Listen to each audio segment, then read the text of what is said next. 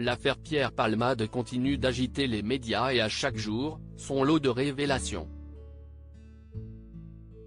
19 jours après le terrible accident de la route dont il est responsable et qui a fait 3 victimes graves, dont la mort du bébé d'une femme enceinte, l'humoriste de 54 ans se trouve aujourd'hui à l'hôpital du Kremlin-Bicêtre.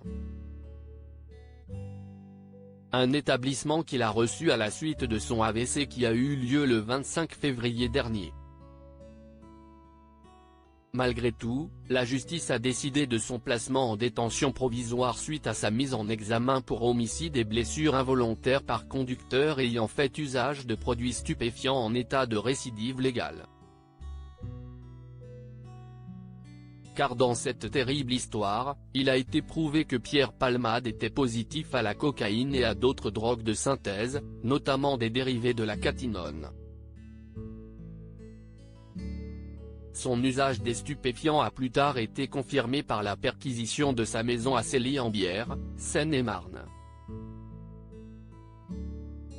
Si est d'abord le chien renifleur de drogue qui s'est montré très stimulé en arrivant sur les lieux, comme nous l'apprend le Parisien ce mercredi 1er mars. Un comportement qui indiquait alors la présence probable dans l'air de produits stupéfiants. Les enquêteurs ont ensuite découvert des seringues, du matériel d'injection, des fioles entamées contenant de la coke et des drogues de synthèse, des bonbonnes de cocaïne.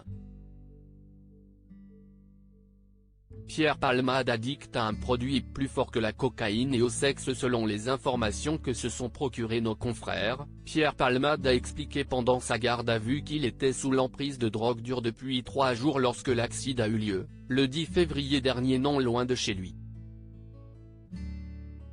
Une situation dont il avait l'habitude puisqu'il consomme des stupéfiants depuis l'âge de 20 ans. Et voilà 2 ans qu'il s'est initié à de nouvelles drogues de synthèse très puissantes, dont la 3-MMC qui se prend par injection en intraveineuse et qui a pour but d'augmenter la libido et le désir sexuel. Un produit très fort et plus addictif que la cocaïne et qu'il prend de façon quasi quotidienne, a confié Pierre Palmade lors de son audition. À cela s'est alors ajoutée une addiction au sexe. S'il a bien tenté de se soigner ces 5 dernières années en entamant des cures de désintoxication, il n'y est jamais arrivé et a admis avoir tout bonnement lâché l'affaire. Mais cet accident lui fait dire aujourd'hui qu'il est prêt à changer de vie et à se débarrasser de ses addictions, comme il l'a assuré au juge d'instruction. Et pour cause, il est complètement catastrophé d'avoir mis en danger la famille qu'il a percutée. Je suis obsédé par ça, le bébé qui est mort, je prie pour que les autres personnes restent vivantes, a-t-il encore déclaré au juge, partageant son souhait de réparer les dommages occasionnés. Une affaire de pédopornographie en parallèle. Outre l'accident lui-même, Pierre Palmade est soupçonné dans une autre affaire, une enquête le visant pour détention d'images pédopornographiques après le signalement d'un homme à la police. Mais un proche vient de faire des déclarations déroutantes.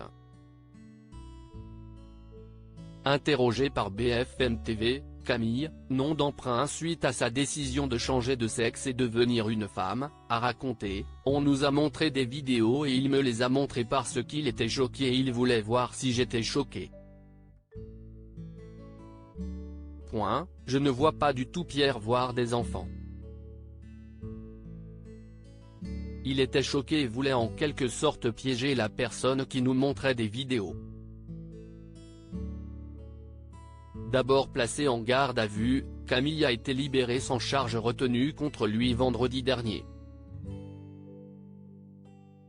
Alors que celui qui a montré les vidéos après 48 heures de garde à vue a été mis en examen pour détention d'images pédopornographiques.